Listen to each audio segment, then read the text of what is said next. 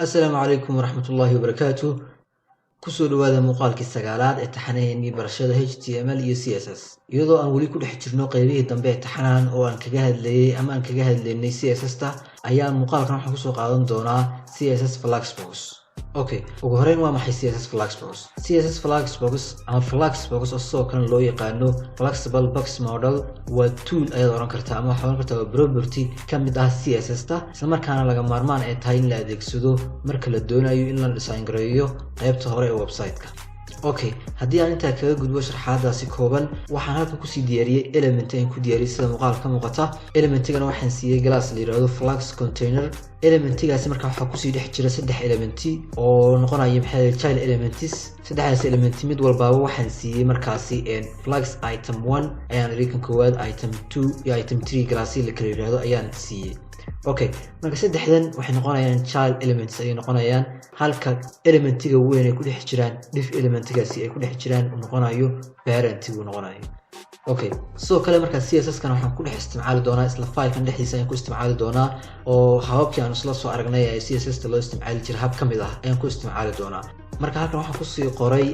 element loo yaqaano style elementiga aan isla soo aragnay. haddii halkan kala fidiyo corridor waxaan ku sii diyaariyay oo aan ku design gareeyay maxay boxyada halka ka muuqda dhinaca midig browserka. marka waan property-yadii aan muuqaaladii hore ku soo aragnay wax soo sii weyn oo kale kuma jiraan. Okay, ugu horeyn marka si aan u enable gareeyo Flagsbox ama aan u isticmaalo waxaan qori doonaa property-ga loo yaqaano display. kadibna waxaan ka dhigi doonaa flags. iminka intaan save oran ka hor haddaad eegto browserka elementiyada gudaha ku jira cadcad ee saddexda child elements-ka ah waa div-kana saan hore iskula soo aragnay muuqaaladii hore aan ku soo sharaxay waa block element. maadaama block element uu yahay marka wuxuu qaatay ballaca elementiga uu ku dhex jiro inta uu leeyahay ballaciisa mid walba qaadatay. Okay, marka haddii aan Flagsbox iminka uu aan enable gareeyo deetan save aan raado isbedel ayaa halkan ka dhici doona. horta aan save gareeyo saad aragto markaasi saddexdii boxba waxa laga dhigay size isku mid ah ayaa loo sameeyay isla markaana si row taxa ay isku daba galeen ama si maxay jiif taxa aan raadeen ay isku daba galeen. Okay, marka waa direction ka Flagsbox ka default uu ku yahay ama marka ugu horeysa Flagsbox hortaba direction kaasi maxay jiif taxa ayuu elements-ka kala oo dhan ayuu ka dhigaya. Okay, marka Flagsbox kan waxaa si aad u enable gareyso waxaad ku dhex qoraysaa parent element-ga aad ku dhex qoraysaa. Okay, haddii marka aad doonayso jihada ama direction-ka uu child elements-ka isku daba galayaan haddaad doonayso inaad bedesho waxaad ka dhigi kartaa joogo tax ama column ayaad ka dhigi kartaa. qoraysaa flags direction ayaad qoraysaa kadibna column ayaad oranaysaa. save haddaan raaho sida hore ay ku soo noqday imika isbedel weyn ma aragno. marka muuqaalkan qaybihiisa dhexe ama qaybaha dambe ayaan isla arki doonaa isbedelka uu sameyn karo marka column laga dhigo. marka imika comment ayaan kusii qaban doonaa. CSS commenting-na habkaas ay u shaqeeyaan ma u qori kartaa. marka ugu horeyn marka waxa kale oo u baahan tahay inaad ogaato laba waxyaabood oo kala ah main access wax la yiraahdo iyo cross access. cross access marka waxa weeyaan iyadoo elements-kan child elements-ka ah saddex baan haysanaa afar way noqon karaan inta doonaa way noqon karaan. child elements-kaasi in la xadido position-ka ay ka soo muuqanayaan iyo masaafada ay isku jirayaan in la xadido iyadoo loo eegayo maxay cross hab yani joog tax ah ama column kor iyo hoos iyadoo loo eegayo. iyo habka labaad oo ah main access wax la yiraahdo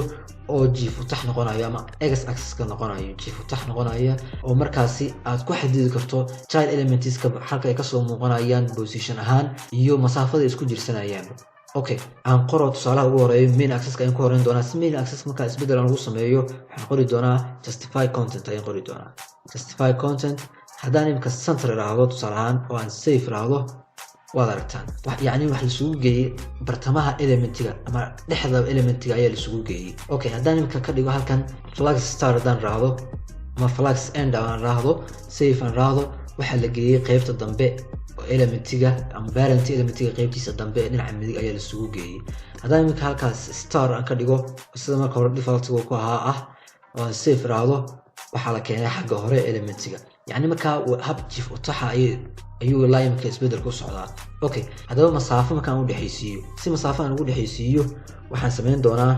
waxaan qori doonaa space evenly ayaan qori doonaa. space evenly ayaa kamid ah kuwa la isticmaalo haddaan qoro imka save aan raado. marka space evenly-ga wuxuu u shaqeynayaa dhammaan child elements-ka oo dhan waxaa la isugu geyn doonaa bartamaha elementiga parent elementiga bartamihiisa ayaa la isugu geyn doonaa isla markaana masaafo yar ayay kala durki doonaan. okay masaafo inta ka badan haddaad doonayso inaad kala durkiso waxaad oran kartaa space around ayaad oran kartaa space around haddaan safe iraahdo masaafadii hore masaafo ka badan xogaa ay durkeen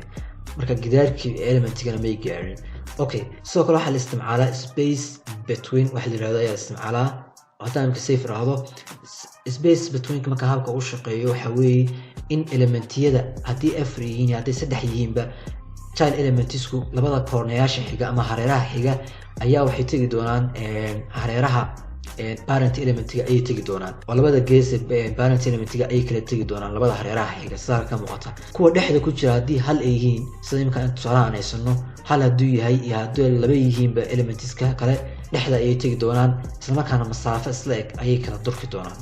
taana inaad fahanteen ayaan filaya marka justify contentga waxaa loo adeegsadaa main accesska marka aad doonayso inaad masaafo aad u dhexaysiiso adoo adeegsanayo main accesska okay haddaba cross accesska markaan isla eegno iyadoo joogo tax maxay ku xadidno positionka ka soo muuqanayaan iyo masaafada isku jirsanayaan si markaasan sida u yeelo waxaan qori doonaa property-ga loo yaqaano align elements ayaan qori doonaa align items aan raade ayaan qori doonaa haddaan imika center ka dhigo oo aan raado safe yani waad aragtaan xagga sare xagga hoose ayay kasoo durkeen wax isugu yimaadeen bartamaha ay isugu yimaadeen okay flag star aan raado haddaba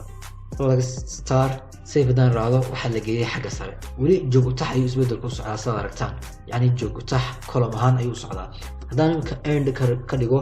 aan raado end waan safe raado xagga hoose ayaa la geeyay okay habkaasi markaa waa cross accesska iyadoo isbedel maxay lagu sameynayo okay center baan ka dhigo safe aan raado okay kanna aan ka dhigo center aan ka dhigo justify contentga aan raado center safe aan raado oo wixiiba markaa waxa la isugu geeyay iyagoo masaafana ay u dhaxayn bartamaha elementiga okay haddaba markaa flex direction ka aan comment ka qaadi doonaa ama property aan jihada ku xukumayno isku dabagelayeen elementska haddaan ka safe raado column ahaan ayaa laga dhigay joog utax ayaa la isdul saaray yani joog utax ay noqdeen halka marka hore jif utax ay ahaayeen okay haddaba markaan imika haddaan ka dhigno justify column markaan ka dhigno justify contentga halka marka hore main accesska isbedelka ku sameyn jirtay imika waxay ku sameyn doontaa cross accesska align itemskana halka markii hore uu ku sameyn jiray cross accesska isbedel ku sameyn jiray main accesska ay ku sameyn doonaan yani way isweydaaran doonaan justify content waxay noqon doontaa cross access halka marka hore main accesska isbedel ku sameyn jirtay align itemskana halka marka hore cross accesska isbedel ku sameyn jirtay markuu rowga ahaa justify directionku cross accesska isbedel ku sameyn jirtay imika waxay ku sameyn doontaa main accesska wax walba markaa way isweydaarteen weeyaan macnaheedu marka inaad intaa fahanteen waan filayaa okay marka kan haddaad doonayso waad enable garayn kartaa ama waad isticmaali kartaa property-ga flex direction-ka haddii aadan doonayno iska dayn kartaa marka waxay ku xiran tahay design kolba aad doonayso ay ku xiranta anigu kama doonayo marka wax ku qaban doonaa comment mar labaad ku qaban doonaa safe ayaan oran doonaa sideeda ayay kusoo noqdeen okay sidoo kale properties-ka la adeegsado waxaa kamid ah flex wrap waxa uu qabto horta marka hore waan qori doonaa kadib ayaan sharaxi doonaa okay flex wrap aan raado safe and raado okay sidoo kale waxaan u baahanahay elementska saddexda element inaan badiyo aan ka dhigo ilaa iyo 6 ama 4 wax ka badan copy intaan raado kadibna paste kadibna save يعني marka flex wrap kan ku shaqeeyo wax weeyaan hadii elementiska ay ka bataan balaca ee parent elementiga waalidka yani inta uu balaciisa leeyahay ka bataan oo aad u badan yihiin wala kala jibin doonaa oo marka xaddigii loogu talagalay gaaraan kuwa kale hoos ay u soo degi doonaan sida imika halkan aan ku aragno hadaan imika flex wrap ka aan comment ku qabto salaasaan isku aragno aan safe raado waad aragtaan yani sidbursi isku sameeyeen intii reeda banaaneed ay isku dirirayaan saad aragtaan oo maxay wada xiriirsanayaan taana marka waxay keenaysaa in design-kaada xogaa yara fooxmo oo yara kaado si marka design-keena uu qurux badnaado oo element walbaana marka xaddigiisa uu dhaafo uu elementiyada kale hoos ay u soo degaan waxa laga maarmaan inaan isticmaalno mar walba flex wrap waayo elementiga aad ku haysataa child elementiskaagu adigu wax laga yaabaa marka aad wax design garanayso inay 4 ka badan yihiin 5 ka badan yihiin 6 inta doonaan noqon karaan marka laga maarmaan inaad isticmaasho flex wrap okay property-da markaan intaas la soo aragnay dhamaantood waxaan ku dhex qoraynay parent elementiga classka parent elementiga aan ku dhex qoraynay si isku mid ah ayayna marka isbedelka halkan aan ku qornay ayuu u saameynayay dhammaan child elementiska okay haddaba haddaan doonayno child elementiska haddii aan mid aan maxay isbedel ugu sameeyno tusaalahan size-kooda aan weyneyno ama position-ka ay kasoo muuqanayaan aan xadidno waxaan isticmaalaynaa ama aan isticmaali karnaa galaasyada tusaalahan galaaska waxaan soo qaadan doonaa flux item 1 oo sidaa ka muuqata tusaale waxaa koowaad boxku ku qoran yahay ayaan soo qaadi doonaa kadibna halkan ayaan markaa dhigi doonaa okay ugu horreyn waxaan doonayaa marka elementiska mid ka mid inaan weyneeyo iyadoo aan isticmaalayo galaaskiisa okay marka waxaan oran doonaa flux group ayaan isticmaali doonaa property-ga loo yaqaano flux group kadibna waxaan ka dhigi doonaa tusaale 3 baan ka dhigo save and raado marka waad aragtaan glasskan flux item 1 ka labada element maadaama ay wateen labada elementiba uu ka weyneeyay elementiyada kale okay marka elementiyada faraha badan tusaalayaashii hore aan ku tusay oo maxaydaas ka masaxo intan dambe ee dheeraadka 3 element oo ku soo reebo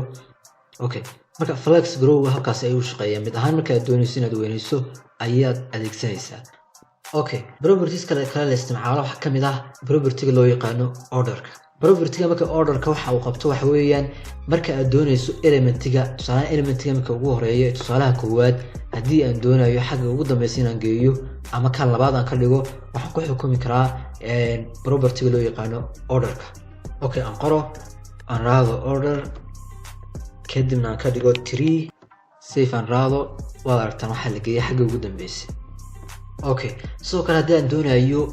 elementiga labaad ama tusaalaha labaad kan ku qoran yahay in aan xagga dambe geeyo waxaan sameyn karaa isna aan koobiyeeyo intaan aan koobiyeeyo marka hore copy paste aan raahdo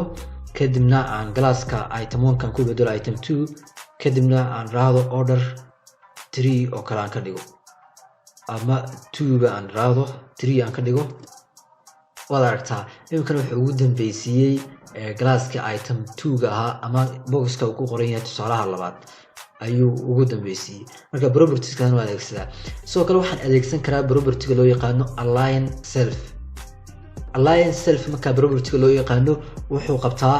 in elementiyada mid ka mid aad ku xadidi karto position-ka uu kasoo muuqanayo haddii aan marka hore aan iri halkan haddaan ku noqdo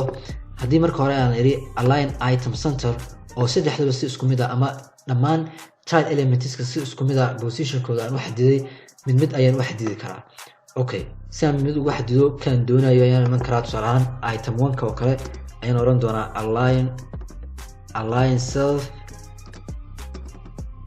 align self ayaan oran doonaa kadibna waxaan oran doonaa flux star save haddaan raacdo waad aragtaan galaaska item 1 ka oo maxay ku isticmaalayay tusaalaha koowaad boxka ku qoran yahay ayaa xag hore ayuu geeyay okay haddii aan doonayo tusaalaha labaad boxka ku qoran yahay haddaan doonayo inaan xag ugu hooseyso ama end-ga aan geeyo align-kiisa aan ka dhigo xagga ugu dambeysa waxaan oran karaa intaan baan soo koobiyey copy kadibna paste kadibna aan ka dhigo flux end save haddaan raacdo waa aragtaa xagga ugu dambeysa ayaa la geeyay marka tusaalayaashan markaa waad adeegsan kartaa haddaad u baahan tahay tusaale ahaan haddaan 3 ga aan ka dhigo tusaalahaan isna aan ka dhigo end aan raacdo intaan baan koobiyeeyo intaan sare kadibna aan iska masaxo kadibna galaaska aan ka dhigo 3 aan ka dhigo end aan raacdo save waa aragtaa habkaasi markaa ayaad ku xadidi kartaa align self-gana habkaasi ayaa loo isticmaalaa okay marka flux box-ka kama maarmaysid marka aad doonayso CSS inaad isticmaasho mustaqbalka ayaan ku arki doonaa project-yada iskula dhisi doonaa waliba hab advanced oo sidan xogaa ka yara faahfaahsan ama ka advanced ayaan iskula arki doonaa haddii la yiraahdo muuqaalka marka maanta intaas ayaan ku soo koobayaa muuqaalka xiga intaan ku kulmayno sida iyo nabadgelyo